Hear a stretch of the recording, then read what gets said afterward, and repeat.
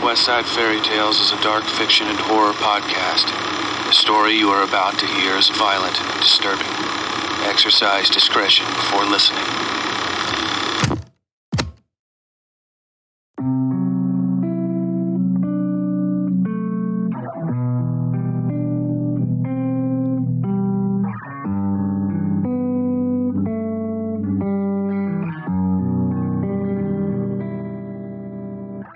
Previously on Scars in Time. Ash tries to forget her brief encounter with the Umbrella Man, the nightmarish demon of her final year of high school, and get on with the parts of her life she actually has control over. Namely, finishing the move into the new house. Once that's finished, however, she doesn't get a second to rest before the overtaxed electrical grid in the old house collapses and most of the lights go out. Traveling to get a lantern, she talks more at length with Sean, the self-proclaimed head of a crew of orphans who do odd jobs around gun cotton. The long, odd day ends in an unfortunate fight with Darcy, who has already left for work when Ash wakes the next morning. Ash, not wanting to let this slight get to her, focuses instead on getting her new typewriter up and running. Without further ado, Scars in Time, Chapter 9. The Repairs.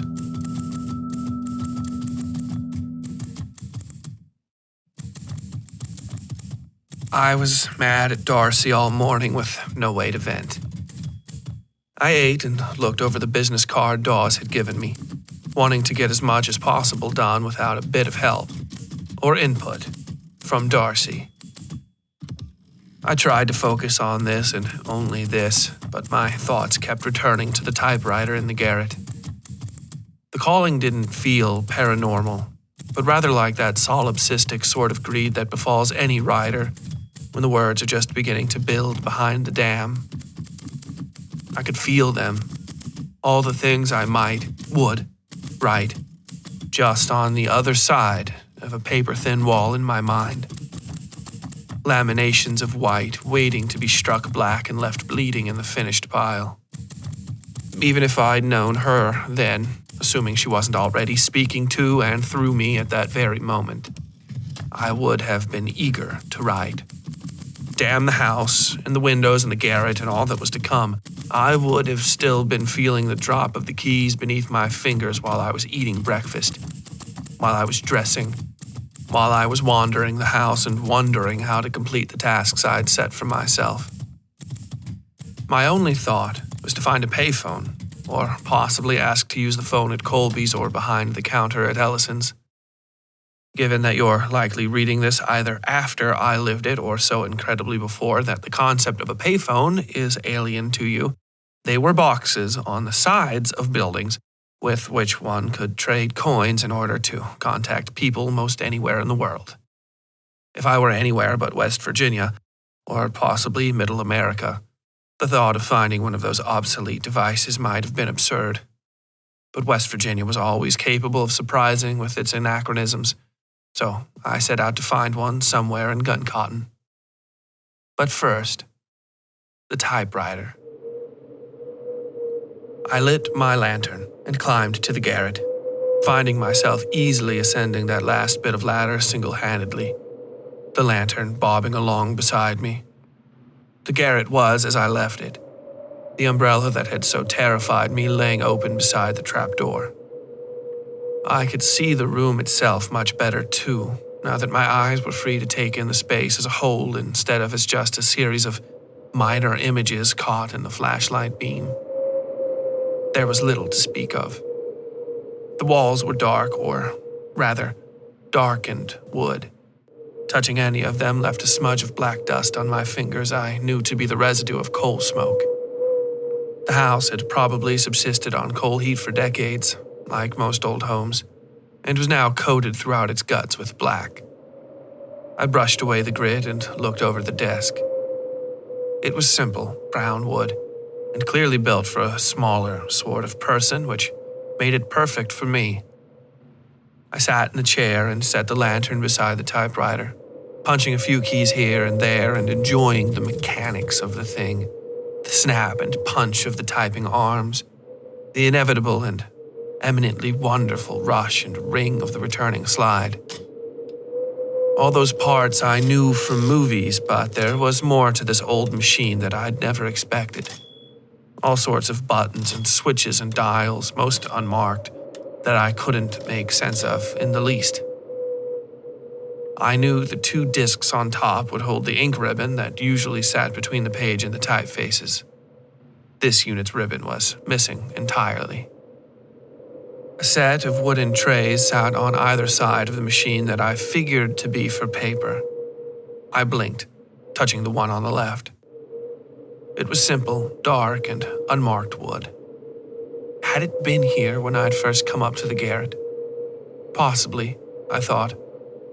The little trays were so unremarkable I'd likely just overlooked them. I didn't think much into it, instead letting my mind wander to the possibility of trays filling first with unused paper and then the used and finished product. I even ran a finger along the tray on the right, which I already knew would be where I placed the finished pages. The finished pages. I thought of Su Yin, my agent, for the first time in what felt like years. Normally, our relationship was that she thought of me and I ignored her, unless Darcy forced me to take this or that call. Usually, it was just something about an award for this or that. Once you got to a certain age, or really, a certain amount of years past your last successful project, people started heaping lifetime achievement awards on you. Mostly, these were no-name awards given out by random book fairs or small publications or universities trying to capitalize on a known but affordable name. Mine, in these cases. I'd gone to a dozen or so of the things over the years, dreading them when there were a bunch to go to and finding myself feeling like I was being jilted when the offers slowed and eventually stopped. But that was the nature of my agents and my relationship. She had other clients, of course. Keeping me around was more of a plus to the agency's credentials when they were trying to attract, or poach, fresh talent. I wondered if she'd even be interested in a new book from me. Or, more importantly, if the golden-eyed gods of publishing would be interested in bidding on a new Ash Little Tree project. I wondered if they'd still want to use my old name, the one I'd left behind when I'd married Darcy. Probably, I figured. I tapped on the keys a few more times, enjoying the feel of them but experiencing nothing other than that. My head, in fact, felt more clear than it had in months. I sat a while longer, looking at the black painted windows and wondering if I'd clean them, and finally deciding I'd probably ask the repairman to deal with that when the time came.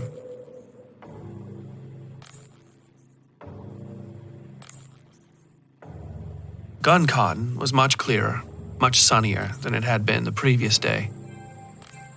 The few people walking the streets seemed to exist in that space between 24 and 44. Young faces with touches of gray at the temples or old faces somehow floating between hip hairstyles and clothing. Most of them were on their phones or listening to headphones or jogging or a combination of all of the above.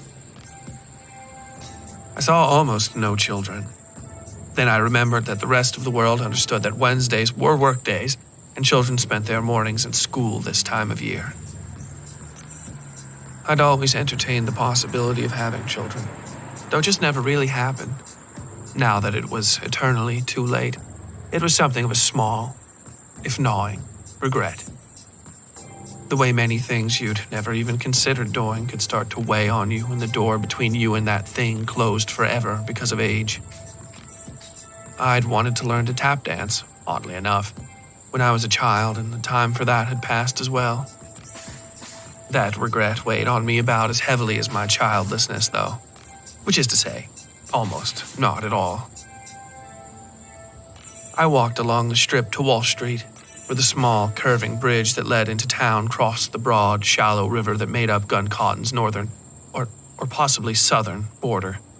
This deep in the mountains, it was hard to keep track of where the sun came and went from, especially considering the omnipresent mist. Having not found a public payphone and not wanting to risk embarrassing myself by asking to make a call from a business along the strip, at least not just yet, I decided to try the Gun Cotton Library. The walk up Wall Street was hard. The hill was on an impressive enough grade I knew immediately why the city had sunk money into rebuilding the incline on the other side of town. I'd have taken it in a heartbeat if I'd known I'd end up taking this route. Stiff autumn air blowing down from the top of Big Blue chilled the perspiration stippling my forehead. I forced myself not to look at the Gun Cotton Hotel just up the street from the library, hoping that would keep me from thinking about the man who'd killed himself right in front of me. It didn't keep me from doing that, of course, but I tried anyway and nearly ran right into somebody because I had my eyes closed going through the library's front door.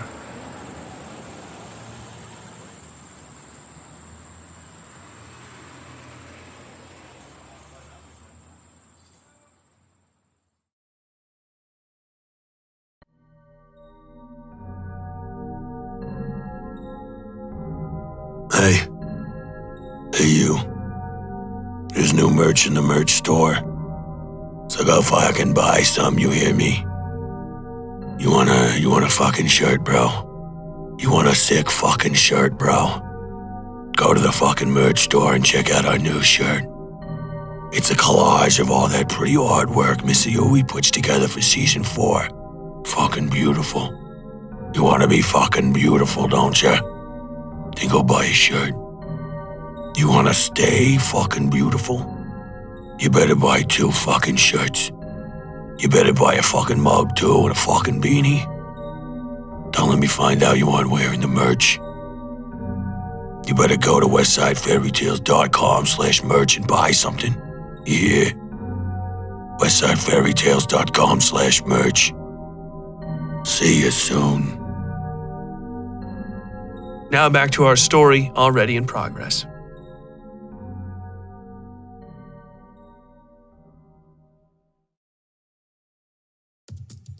The place was like any other small, modern library. A good third of it was dedicated to various digital pursuits, sections of music, audiobooks on CD, video games, and movies. The rest was books and a small, surprisingly busy internet cafe. Most of the cafe was just empty, high-walled stalls taken up by individuals working on their personal computers.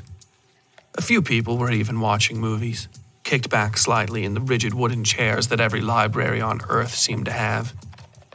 I looked around for a phone, but didn't see one. "Can I help you, miss?" A youngish girl asked from behind the reception desk. She was maybe 16 or 17 with dark skin and gray eyes.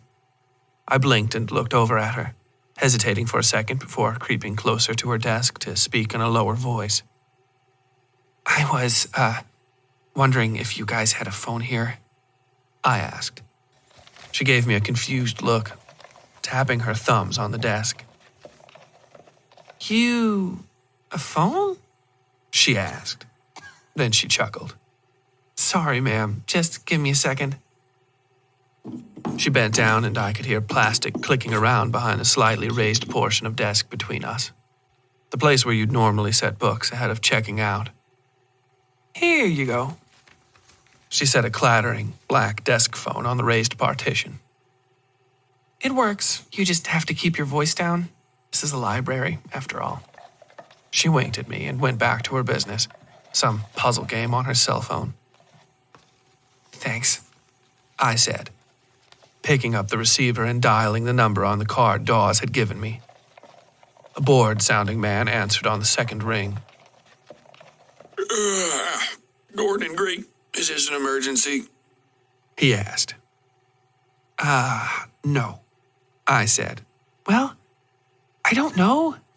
The electricity went out in part of our house, and I was wondering if you could send somebody up to check it out." Part of your house? The man asked. I could hear him scratching the stubble on his chin through the phone. Are you lady in gun cotton with the new old house?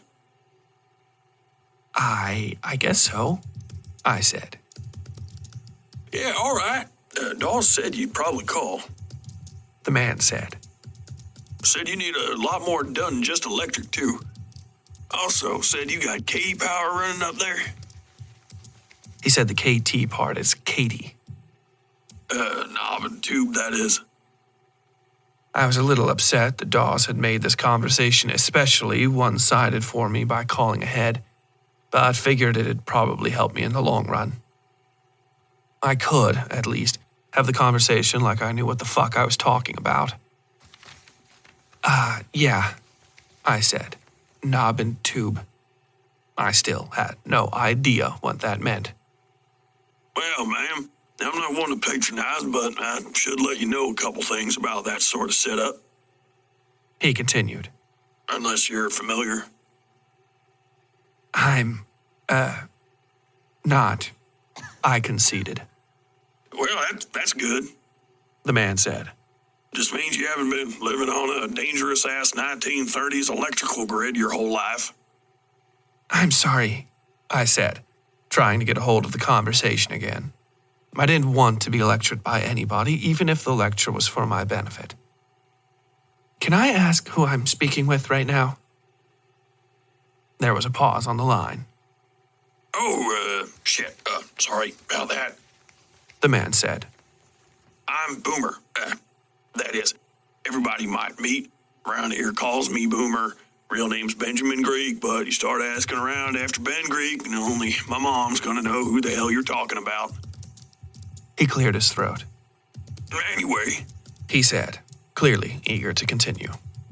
My name's Ash Littletree, I said. He stuttered for a second and then apologized. I'm, sorry about that, ma'am. He said. Damn if I didn't ask your name either. I don't really do the phones, but Phil's out sick. That's, Philip Gordon, who's the other half of Gordon and Greek. He normally handles all this. I'm sorry about just launching into it like that. No problem, I said. What were you saying again about knob and tube? Oh, well, it's basically what we had before the rubber-insulated wire you typically see today. The man said. His confidence returned the second he was back in his wheelhouse. Used to be cheaper, but now it's completely obsolete for a few reasons. Best one is you can't insulate over it, in my opinion. The way those old wires work, they got hot and just air-cooled. Can you fix Katie wiring? I asked. Well, yes, but no. Boomer said. I could fix it. It can be fixed. But you don't want to use it. There aren't grounds in the system, so it's dangerous as hell by modern standards, and you won't be able to use the modern 3-prong grounding plugs and the outlets anyway. And if you need anything new wired, it'll be one hell of a goddamn hassle. So, what are my options? I asked. Rewire the whole house. Boomer said. Probably 15, 20,000 or so to do it, though I won't know till I see the place. Dawes said you live in one of those big goddamn houses in Old Town Guncotton. Yeah, I said, still stumbling over the price. I had no idea if that was reasonable or not. I looked around the library for some confirmation that I was in the process of being ripped off, but everybody else was in their own little world. Well, how much you pay for it? He asked. I swallowed, knowing the answer might make me sound stupid. I'm not sure.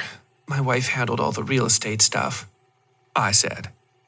I remembered her saying it was something like $20,000, but I didn't want to share that information for some reason.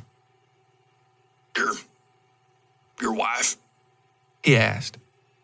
Well, okay. What I'm getting at is it's a big damn job, and probably not the only one you need getting done there. On top of that base electric, you're probably going to need a whole lot of HVAC work and maybe some carpentry done too. Huh. Was all I could say. Look, I'm not gonna pitch you over the phone, and I can't really give you a quote without seeing the place. He said. We can set up a meet. Hell, I'm actually free in the next couple hours, and I'll run over the place with you and see what you might need doing.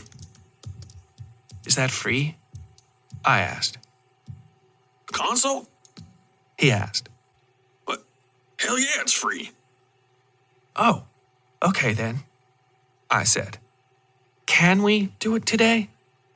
I, basically work from home, so I'm free whenever. All right then, Boomer said, and I could hear the scratch of a pen in the background. In which house are you in Old Town? First one on the right, I think Doll said. Yeah, And this is a good number to reach you by? he asked. Actually, no, I said, feeling myself blushing.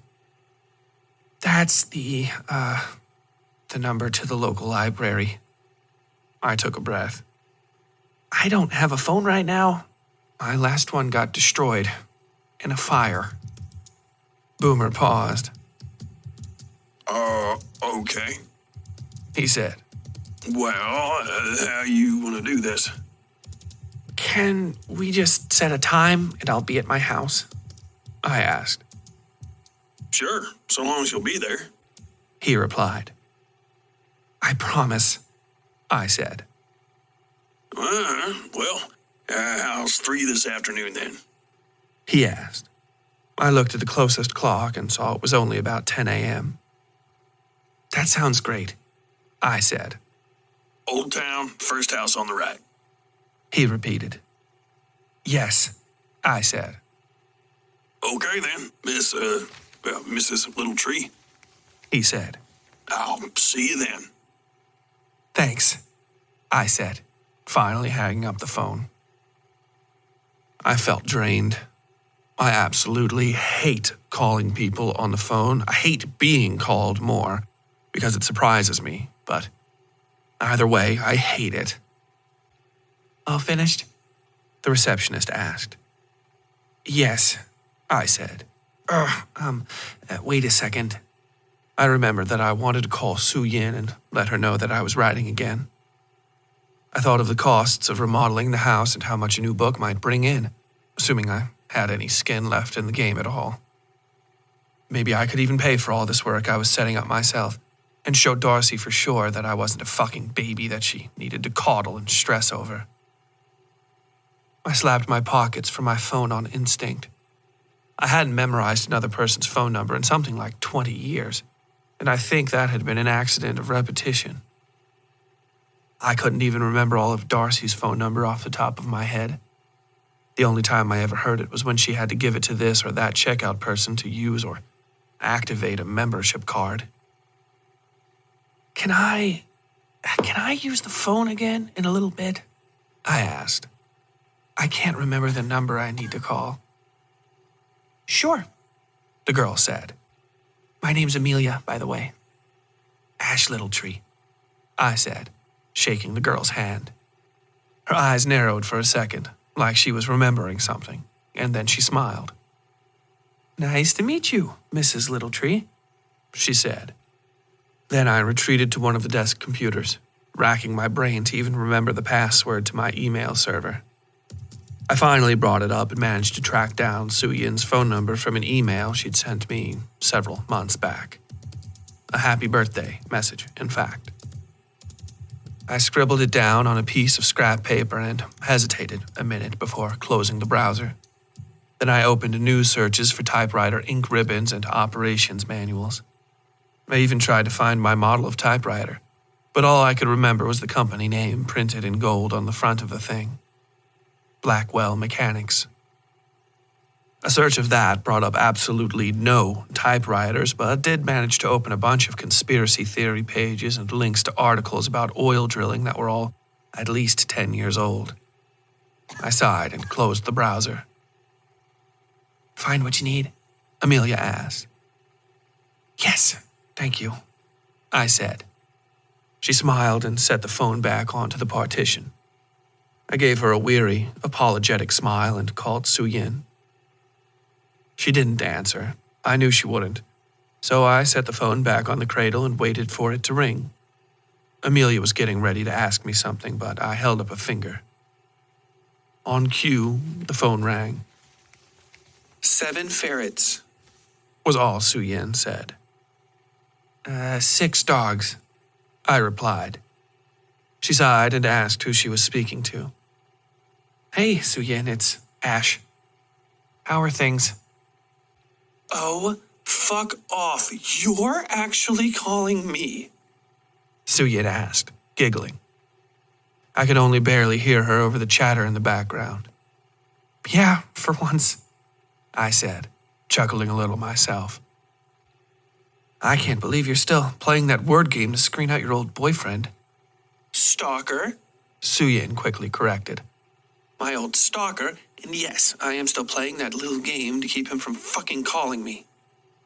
Isn't he in jail? I asked. Yes, for another 4 years at least. She replied. He'd be out sometime in the next few months if I hadn't ratted his ass out for calling me on a smuggled fucking cell phone. They can do that in prison? I asked. How do they get reception? They're fucking men, Ash. They get whatever they fucking want. Su Yin snapped.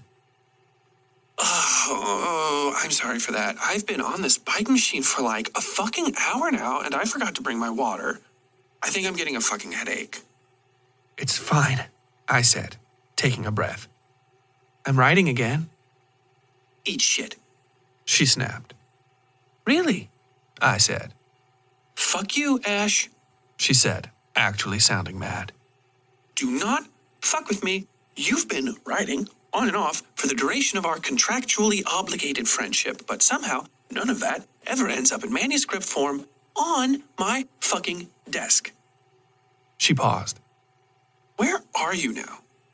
West Virginia, I said. Gross. She replied. Are you even, like, safe there? Don't they still burn the gays in that part of America? Not that I know of, I said. Su Yin, I'm writing again, Don't say shit like that to me, Ash. Su Yin said. I'm not in the mood for you dicking me around. Not that you could. She took a deep breath. If she'd been on an exercise bike for an hour, I couldn't tell. What are you pretending to write about? I don't know, I said. But I can feel it. I'm going to write something and finish it, You can feel it. she said. Does it feel like a lady dick fucking me in the ass and ruining what's left of your clout in this city when you don't deliver? It feels like something electric, I said. Oh, wonderful. Su Yin said. Nonfiction or fictional nonfiction? I don't really care, but the third option is selling like fire since what's-his-name out in California got caught making up memoirs and then told NPR to eat shit when they called him out on it. Did you hear about that? I hadn't. Fucking crazy. Okay, Su Yin, I said. I gotta go, You've gotta go, right, I presume. she asked. The phrasing was hopeful sarcasm. Yeah, I said. But, first I gotta fix my typewriter, That's a joke. Su Yin said. You are not a middle-aged author that bought a typewriter to get back in the groove. You are not this thing. You are not going to send me 3 pounds of original manuscript printed in a fucking box with a sassy, are you? This was a statement, not a question. And she pronounced the acronym for self-addressed stamped envelope as sassy. I'm trying to figure out where to buy an ink ribbon, I said. No, you're not. She replied. You are not doing that. I'll talk to you when I've got some pages to send, I said. If you send me a physical manuscript, I will fucking die, Ash. Su Yin said. You're not my only client. People depend on me. I'll talk to you later, Su Yin, I said, chuckling. I'll fucking die, Ash. She said.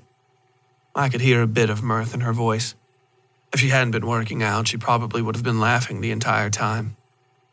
She finished with, Goodbye. And tell Darcy I said, what's up? Okay, I said. Talk to you later. She hung up, and then I returned the phone to its cradle, shaking my head. I looked up to see Amelia grinning at me. "You're Ash Littletree," she said. Like fucking skull crickets, Ash Littletree? I read your book in class like 2 years ago. I smiled and rubbed my arm. Yeah, that's me, I said. Wow, that's crazy, Amelia said, putting her elbow on the desk and her chin in her palm. You're famous, huh? Not even close, I said. At least anymore. My 15 minutes ended like 25 years ago. Still pretty cool, she said. Usually the books we read are all from dead people, like, it's crazy that you're real. She leaned closer. Are you, okay now? Yes, I lied. That's all in the past. What class did you read it in? West Virginia history, she said. I didn't know how that made me feel. Old, I guess. Well, neat, I said. I hope you liked it. I held up a hand before she could answer. Lie to me if you didn't. I did, she said. I chose to believe her. Hey, I was eavesdropping on you? Sorry, was that your agent? I nodded. Okay, I'm sorry. It's just, that was a really cool conversation to overhear. I thought you were going to call your drug dealer or something. That's usually why people use the library phone. And you still let them use it? I asked. It's none of my business, she said. Anyway, you were talking about typewriters? We got all kinds of leftover typewriter shit we don't have anything to do with in the back. What do you need? An ink ribbon, I said. And maybe a manual if you have one. Amelia smiled and nodded and walked into the small supply closet behind the desk. She returned a minute later with 2 silver tins with paper labels reading, GRG Co. Double-sided typewriter ribbon. Beside that, she set a palm-sized operation guide for a Royal 10 typewriter. I opened it and saw a nearly identical version of my own typewriter in woodcut inside the front of the book. This is awesome, Amelia, I said. Thanks. I said everything together.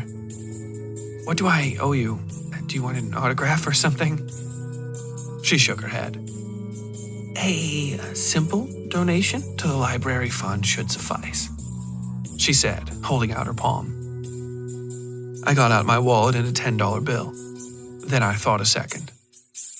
How about I add 20 to this donation and get a ream of printer paper too? I asked. Amelia grinned and disappeared, coming back in a second with a heavy green and white block of paper. I handed her the cash and she pocketed it with a smile, sitting and drumming her fingers on the counter. Thanks for your help, I said. And thank you for your donation, Miss Famous Lady, Amelia replied.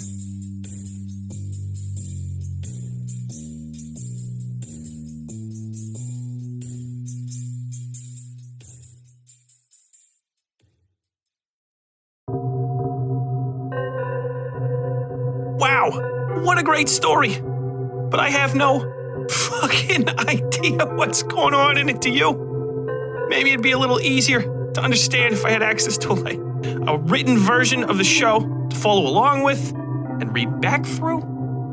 Maybe even some, I don't know, behind the story information to clear up some of my fucking questions. Oh, wait, right there. Yes, yeah, it says right there. Join the Westside Fairytales Patreon today and get access to behind the story audio programs and fully laid out chapters of this story, Scars in Time, and most of the Westside Fairytales back catalog for just $5 measly a month. Wow, what a deal. Oh, it even says here you can get special merch packs and signed posters if you give a more generous donation. That means he needs your money, people. This isn't a fucking charity. Okay, Go to patreon.com/Westside Fairytales today and subscribe for excellent behind-the-story content and more. And that's patreon.com/Westside Fairytales. Link is in the description. And don't forget to watch my show if it's for... come on! I'm not doing this for free! Now back to our story, already in progress.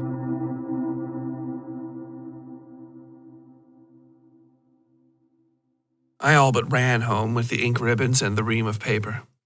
I hadn't been this excited about a piece of technology since getting my first PC after being discharged from the TAF. Really, it had been much the same feeling. I loved the PC just because of how easy the word processor was to use.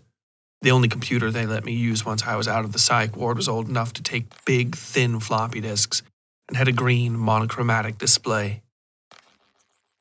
Zipping around with Word was, and you'll never believe this if you're not a writer yourself, fun.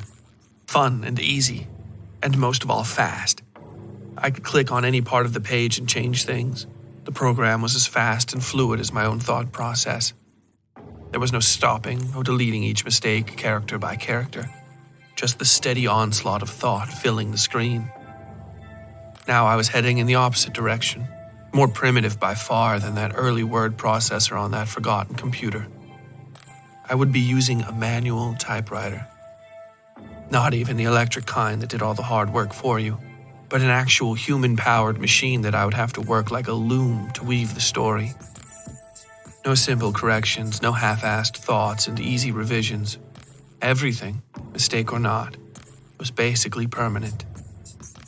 To fix any small part of the whole, I would have to recreate the whole itself. And I think that was what was most exciting. It thrilled me.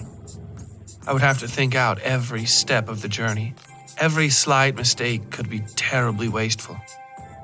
If I dropped my manuscript and it fell out of order, I would have to put it back piece by piece. And if the manuscript itself was destroyed, that was it. Either rewrite it or forget it. There would be no saving to the cloud, no extra copies on Darcy's computer just in case, and no last-minute rescues of a lost document by digging through the recycle bin. The art would be as fragile and fleeting as the creator. Only 2 copies of the story would exist, the one in my head and the one on the page. And if either was destroyed, in part or parcel, all would be lost. I carried my lantern and the paper and the ink ribbons to the 4th floor in a hurry, having to leave everything at the base of the ladder so I could carry the light up to the garret. I left it there, climbing back down into the shadows 2 more times to gather the rest of the things. Each time I made the descent and looked up, I half expected to see the trapdoor slap closed, dousing the light. But always I made the climb back up. For the moment, the trapdoor remained open to me. The typewriter and the manual, the Royal 10, was so similar to the model in my garret they were almost indistinguishable, to the point that one of them was clearly a blatant rip-off of the other. Given that there was no evidence of a Blackwell automatic typewriter ever existing aside from the model sitting on my desk at that very minute, I leaned toward the Blackwell being the rip-off. All the same, I wanted to see if it was still capable of operating, so I got to work on it, following the manual's instructions on how to open the thing up and get the necessary parts in order. The machine was in remarkably good shape given how old it was. Even the most dubious of people didn't try to rip off outdated technology, so my new typewriter was likely pushing 100 years old, if not more. Still, every key seemed to move freely and the unit only required some light cleaning. Once the ink ribbons were spooled and the first sheet of paper was set over the cartridge, I sat for a long moment staring at the thing in the bright and pulsating light of the lantern. It was both simple and momentous, that single pale page awaiting the first strike of the keys. I felt something like a rill of electricity leaking into the garret, rolling up my neck and standing my hairs on end. My mouth was dry, and I made a mental note to buy some sort of water bottle so I could have something to drink while I worked up here. My hands hovered over the keys, then laid on them. Despite all the anticipation, the pulling tethers of air, and the visions and the oddness and sometimes horrifying spectacle of the house that I had come to own with my wife, I could not think of anything to write. The wall sat before me, dark and unknowable and enticingly warm to the touch, almost sun-baked. I lay my face against it, trying to suss out the sounds of movement beyond the pale white facade. Tried to hear the coming song. Nothing. Bereft of any better ideas, I decided to start with the simplest of actions, an appetizer to whet my appetite, so to say. I would type whatever came to mind, I figured, and maybe that would knock everything loose. I pressed the shift key, which in the case of this old manual typewriter, truly shifted things. Its metal guts lurched upward, changing the angle of impact so the uppercase letters would land home first. The noise was a great, peremptory thunk that sunk, but did not quite disappear, into the black walls around me. I pressed the J key. The snap was like thunder. So loud and cutting, I thought the garret walls would split open and spit me and everything else out onto the roof. For a moment, the black windows were clear and white and open, spilling out infinitely over shapeless dunes and crags, the ill-formed chaos that lingered before God had raised his finger and said, "Let there be light." The next letter came without me knowing I was moving my fingers. An A that threatened to burst wide the firmament itself. I was shaking. The room was shaking. The machine was light and fire and then utterly still. The magic didn't fade so much as it coalesced, focused. It took on rhythm and vibrated down into a pattern that made light and sound and smell and feel, and then I was there where my fingers had sent me, floating like a ghost through the flicker of the 4 windows, all of them clear and shining and impossibly wide. I was in a man's hotel room, watching as he rubbed his face with the heels of his hands. The rubbing slowed until he was merely holding his eyes, crumpling down on himself until his elbows were on his knees. He stayed like that for a long moment, forcing breath loudly through the spaces between his hands. It made a sound like moaning that grew until he suddenly stood straight up and snatched his glasses off the bedspread beside him, turning and hurtling them full force at the mirror over the cheap plastic hotel sink. The mirror didn't shatter, but it did crack, splitting top to bottom in a nasty arc that bisected the man along his chest. He thought the resulting reflection made him look, without the benefit of his glasses, like one of those Siamese twins people used to pay to see at freak shows. Nobody would pay to see him, though, would they? He was the sort of freak that wasn't worth looking at.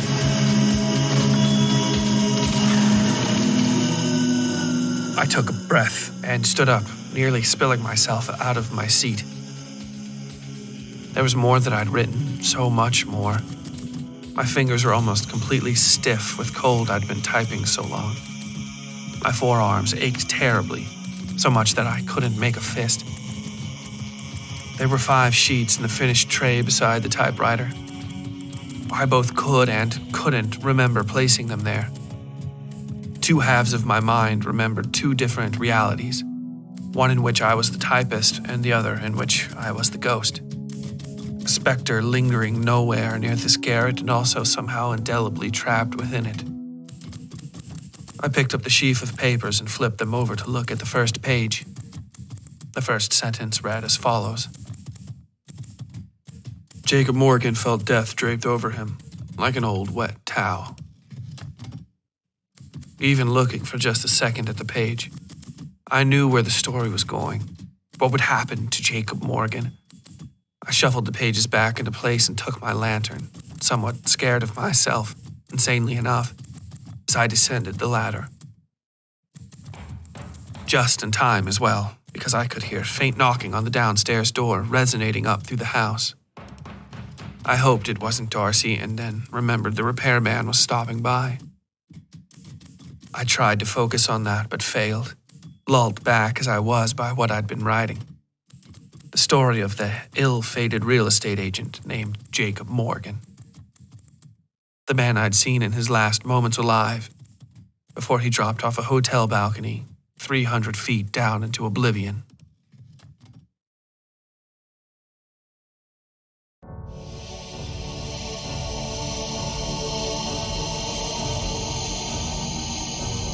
Children, gather round and place your hand in the air.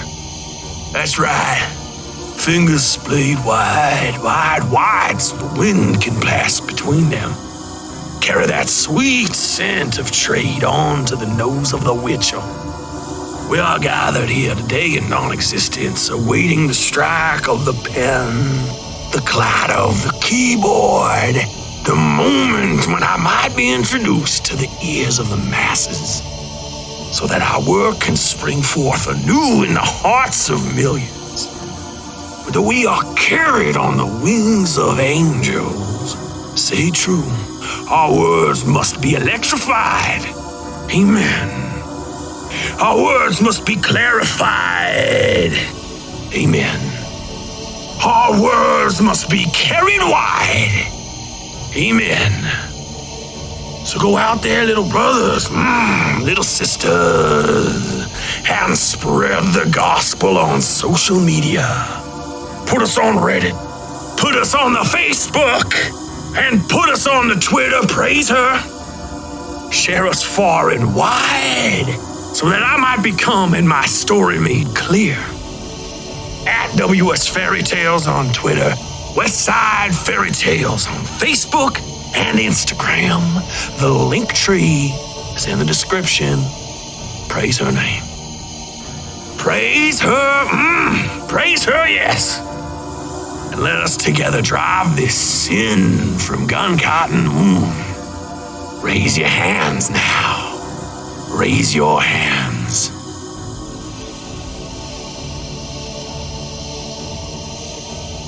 Now back to our story, already in progress.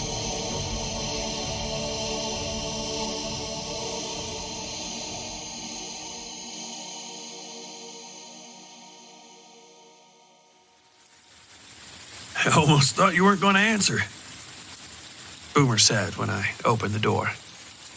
It had started raining at some point, the cold and misty sort that always comes in the heart of autumn. Though Boomer was safe from the brunt of it, his coat and lengthy beard were lightly speckled with water. The beard itself was fairly impressive, the sort you normally associated with either lumberjack flannel or biker's leather. The man behind the beard, however, was short and rotund, wearing clothing that seemed to fit nowhere on his body, either being too tight or too loose. "Sorry," I said. I was working upstairs and I only just barely heard you." I gave him an apologetic smile and invited him inside. He immediately went to the walls with what looked like an armored orange PDA. He pulled wires out of it and plugged them into this socket and that, nodding to himself before jotting numbers onto a scratch pad he kept in the breast pocket of his overalls. Then he rested an ear on the wall, tapped it a few times, and nodded. You mind if we go to the basement? He asked. I thought of the coughing I had heard down there the night before and touched my arm nervously. The only light in the great hall was my lantern, and the only sound the soft patter of rain. Boomer saw how nervous I was and added, You don't have to come if you don't want to. No, I'm fine, I said. He shrugged and I followed him, trying to listen as he gave me the rundown on all the problems that might be lingering in the walls of my house. Even then, I could have told him that electric probably wasn't the worst of those issues. My mind danced from visions of the blonde girl dosing the boy, Jonathan, and the visions of the umbrella man floating in my garret. In fact, it was hard to keep my mind from stuttering back into its solipsistic waltz. I tried to keep up with the conversation, but my thoughts were on the typewriter and the barely begun story laying beside it. I could feel my fingers drumming against my leg while we descended the stairs into the pitch black of the basement. They yearned for the keys, despite the fatigue. Well, that's odd, Boomer said once we were down there. He'd produced a small light of his own, which was dim and yellow compared to the pulsing white of my lantern. It created an odd, almost eyeball-like effect as it moved around the greater sphere of pale light. What? I asked, expecting all manner of things. I had no idea how the basement worked. Boomer flicked his light to the 3 walls beside the stairs. Smooth, smooth, smooth, he said. He touched the mortared stone of the last wall. rough. It was rough, compared to the other walls, which were cracked and pitted but otherwise smooth concrete. The last wall looked like it had been cobbled together from loose stone and mortar. Well, it's weird, but what isn't in old houses? He said, going over to the panel on the wall that seemed to sprout brown wires in every direction. He confirmed the house was Katie-wired pretty much instantly, and then spent a few minutes tugging on each cord and giving me his estimates on where they ran and what amperage they carried and why they weren't working anymore. I tried to pay attention, but my thoughts were only on the typewriter. Even when we finished and were settling up on when he'd come over and begin work, I could only barely manage to listen. We settled on tomorrow and a working estimate of $20,000 to rewire the house. He said he'd bring along a plumbing guy and a carpenter, letting me know with some pride that his firm could handle any electric and HVAC we needed done. By the end of the conversation, I was all but shooing him out of the house, constantly glancing up to the garret without meaning to and feeling the typewriter calling to me. I sighed with relief when he was outside and the door was shut. I used the restroom and had a cup of milk before heading up, figuring that basically counted as both a snack and a drink of water together. I paused only once climbing the stairs, thinking of the smoking apparition I'd seen in my dreams the night before and looking down at the first floor mosaic before going back to work. It was a habit I'd develop in full over the coming months as the writing took hold in earnest. But that day I lingered, thinking about how the space beneath the mosaic and the hearth would fall outside of the floor plan of the basement as I'd seen it today.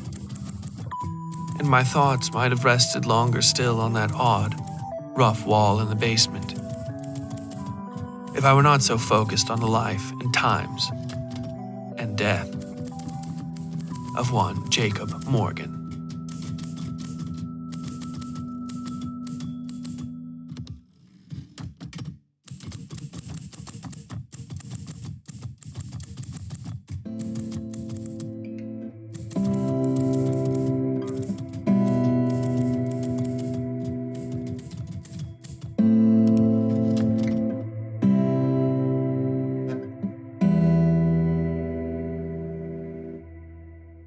Coming up on Scars in Time.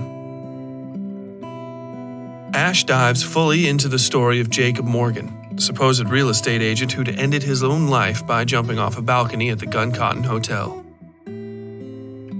As Ash dives into his sordid past, it's readily apparent that, perhaps, not everything she's writing is fiction. Even more to the point, the lines between Ash's visions of Morgan's life before that ill-fated meeting in Gun Cotton and Ash's own life aren't quite as solid as they should be. I hope you'll join us next episode for Scars in Time, Chapter 10, The Debtor. And until then, as always, stay safe out there.